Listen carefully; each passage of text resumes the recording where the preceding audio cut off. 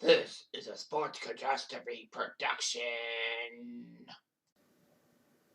Hey there, Heather Ho there. It's Jeff Diamond. Welcome you to another Sports Catastrophe on this day. And on this day, January 28th, in the year 2001, the first year of the new millennium, Super Bowl 35 had happened. It was the Baltimore Ravens and the New York Giants in what would be a laugher, but the road to get here was huge and all that. Lots of things happened. Yes, the Ravens won the game 34-7. But, I mean, the Ravens became the third wildcard team ever to win the Super Bowl. Having to go through the wildcard round because they didn't win their own division. They were the 4th seed. The third wildcard team. If memory serves me right, I believe Oakland. Well, I know the Raiders for sure in 1981. But the question on my mind is who's number 2? I think it was one of the Broncos teams. Yeah, it was Broncos 98, wasn't it? Because they lost to the Chiefs in the division. But anyway, they did it. The Giants were trying to go 3-0 in Super Bowls and try to catch the Niners for best winning percentage, but failed miserably. But Baltimore's defense was just huge. 152 yards of offense, the third lowest in the Super Bowl. Got 4 sacks and forced 5 turnovers. As much as Rich Gannon did at the Super Bowl 2 years later. The Giants had every possession end with punts, interceptions, or time expired. Now you'll be asking yourself, how did the Giants score 7 points? Well, I'll tell you in a little bit. Anyway, the Giants were the first team since the Bengals in Super Bowl 23 to not score an offensive touchdown.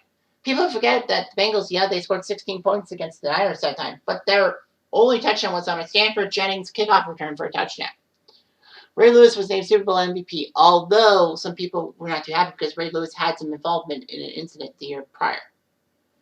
Anyway, this was actually shocking because this was the 4th time a Baltimore and New York team would meet in a championship game in football. They've been in the 58 and 59 NFL title games as the Giants and the Colts. Well, of course, the Baltimore Colts, not the Indianapolis Colts. And Super Bowl 3 when the Jets beat the Colts. Of course, Jets were in the AFL. Anyway, Baltimore finally got a Super Bowl for the first time since 1971. So anyway, Tampa got the Super Bowl. Ironically, the last video I did was about a Super Bowl in Tampa. But it is.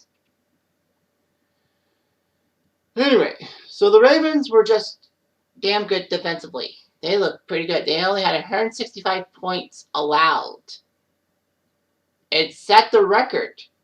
The 1986 Chicago Bears, no, not the same Bears team that won Super Bowl 20, but the Bears team after that gave up 187 points. So that was the new record for a 16-game season, 165 points per game, or just over 10 points per game. And in fact, for the first time since the 16-game schedule started in 1978, they actually held the opposition to under 1,000 yards rushing in the whole season, which was amazing.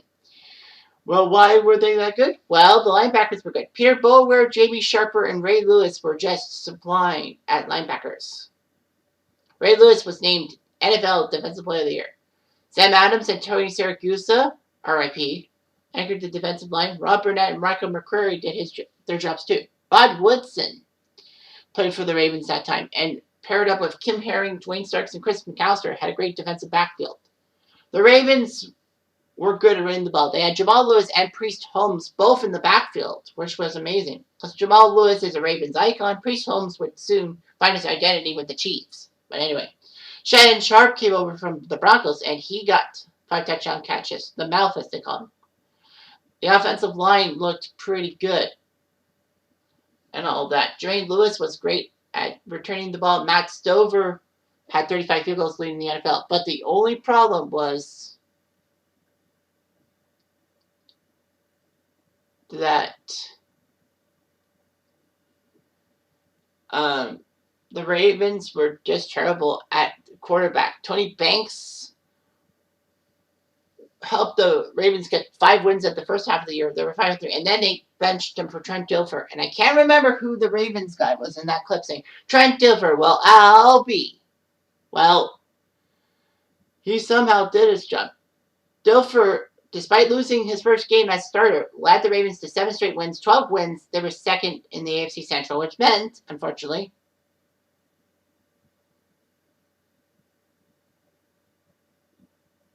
It just happened all that way. But the strange thing is that the Ravens were prohibited from saying the P word or the playoffs as taboo. Unfortunately, Tony Syracuse did get fined $500. The fine was symbolic and playful. Brian Billick, who was the coach, said he got $400 on national TV and $100 on his radio show. The reason being because no one listens to the show anyway. So they called it Festivus instead of the playoffs. Because you know Festivus from the Seinfeld. Regardless, the Giants, their road to Super Bowl 35 is that, well, they were bad. They got Ron Dane, who was the Heisman Trophy winner, who kind of was a little underrated. I mean, he didn't become a superstar in the NFL. Like, only Giants fans would know his much thing. But with Tiki Barber's speed and catching ability, they were known as thunder and lightning in the backfield. Kerry Collins became the quarterback for the Giants and all that. He had some problems with Carolina and New Orleans, but signed on to the Giants, knowing that Amani Tooney, Ike Hilliard would be great receivers. Michael Strahan was on defense, putting up 9.5 sacks. A little bit of a letdown from his 22-sack season the previous year. Jason Sehorn and Emmanuel McDaniel were great in the defensive backfield. The Giants were 7-4, and then Jim Fassel, who was the Giants' head coach, said, "We're going to make the playoffs." And somehow, the Giants ended up with a 5-game winning streak to win 12 and win the NFC East. So, the Ravens were in the wild card because the Titans won the division, and the top 2 spots would go to the 2 best division winners out of the 3. So the Ravens took on the Broncos and beat them, and then took care of Tennessee and Oakland. And of course, that Oakland game was when Shannon Sharp bursted for 80-plus yards on a simple catch, and the Ravens did it, despite the fact that they had to play a safe offense. Meanwhile, the Giants were a top 2 seed, were the number 1 seed, so they got to host the Eagles and beat them 20-10, and then face the Vikings. In a video I did a couple years ago about the NFC title game, that saw the Giants win 41-0, which is still the most lopsided game in NFC title history. The Ravens were the quickest expansion team to win a Super Bowl. They called them an expansion team, despite the fact that the Cleveland Browns moved to Baltimore. They said Baltimore would be treated as an expansion team, and then the Browns, all their history and stuff, would be there for when they get the franchise back in 1989. Anyway, CBS would broadcast the game. Greg Gumbel and Phil Simms would be in the booth. But the big thing for Greg Gumbel was that he became the first African-American announcer to call a major sports championship on network TV.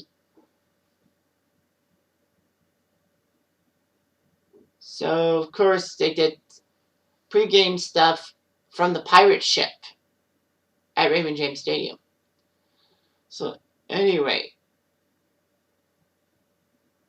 it was just amazing and all that.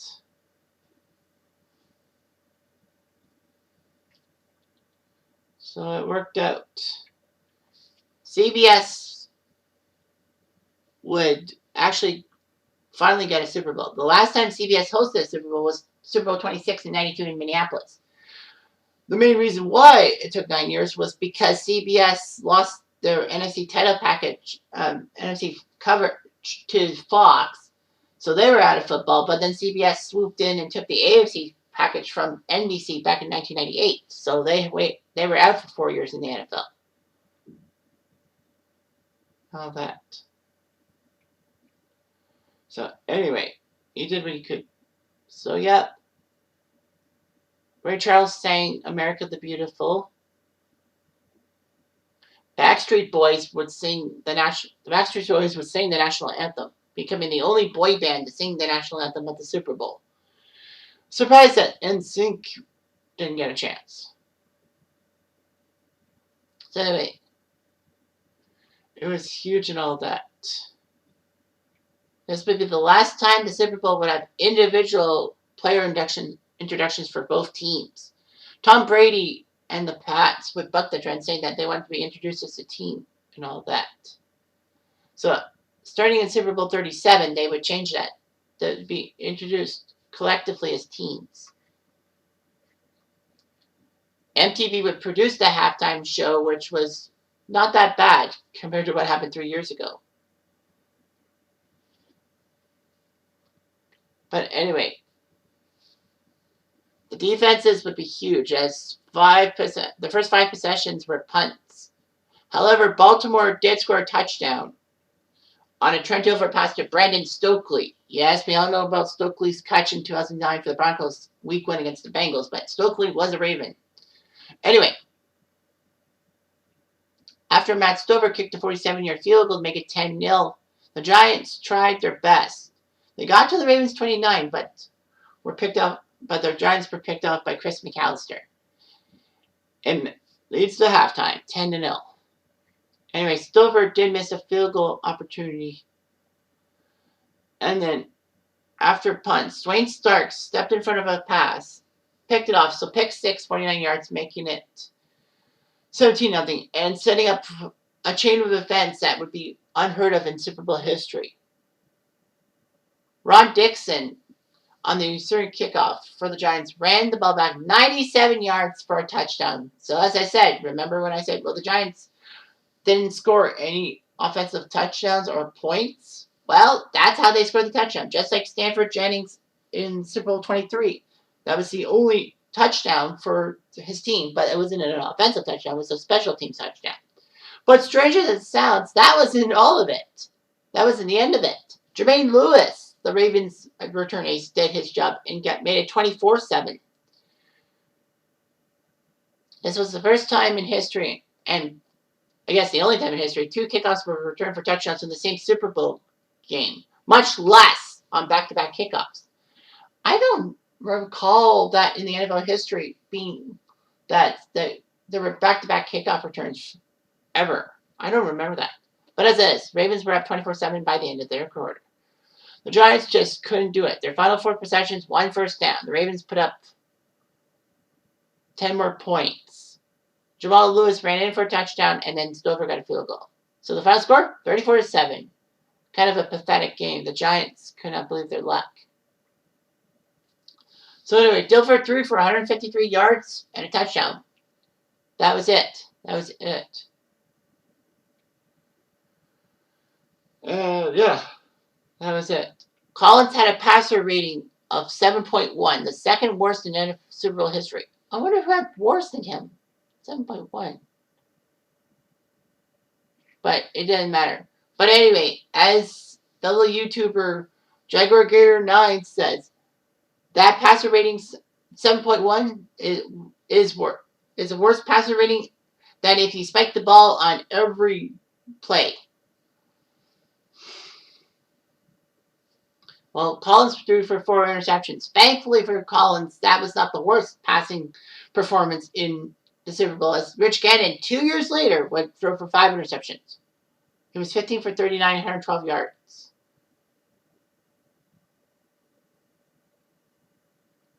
The strange thing was that the Giants and Ravens punted 21 times between them, even though the Ravens won 34-7. But, as I said, it was just defensive touchdowns. Anyway, the Ravens would be the second team ever to score an offensive, defensive, and special teams touchdown in the same game. Super Bowl 18, when the Raiders did it, when they beat Washington, that was the other time. However, Seattle did that in Super Bowl 48 in 2014. So, yeah, it was just amazing. Ray Lewis became the first defensive player to be named Super Bowl MVP since Larry Brown in Super Bowl 30, and became the 7th defensive player, joining Larry Brown, Chuck Howley, Jake Scott, Harvey Martin, Randy White, and Richard Dent. However, 3 more defensive players would be named Super Bowl MVP. Dexter Jackson in Super Bowl 37, Malcolm Smith, Super Bowl 48, and Von Miller in Super Bowl 50. So, anyway, that's what happened and all that. So, what was funny about the Giants was that they had a trend of 7 different NFC champions in 7 years, meaning that 7 different franchises got to the Super Bowl in 7 years, and there was no repeat. The Giants would buck that trend, becoming the first team to buck the trend. And, of course, they won the Super Bowl in 2008, pissing me off in the process. Anyway, the Ravens would win the Super Bowl in 2013 against the Niners, which also pissed me off. But anyway, yeah. So if the Giants had actually won, it would have been the first time since 1989 that a Super Bowl and World Series champion came from the same metropolitan area. You know, the Yankees won the World Series during the football season, and then the Giants would have done that. However, when the Devils won the Stanley Cup Finals and the Mets lost to the Yankees in the World Series, and there were 4 teams from the New York metropolitan area that made their championship round. But who cares about that? So, anyway, it is what it is. So, it worked out. The Ravens used their defense to win the Super Bowl. Believe it. Anyway, I'm Jan28.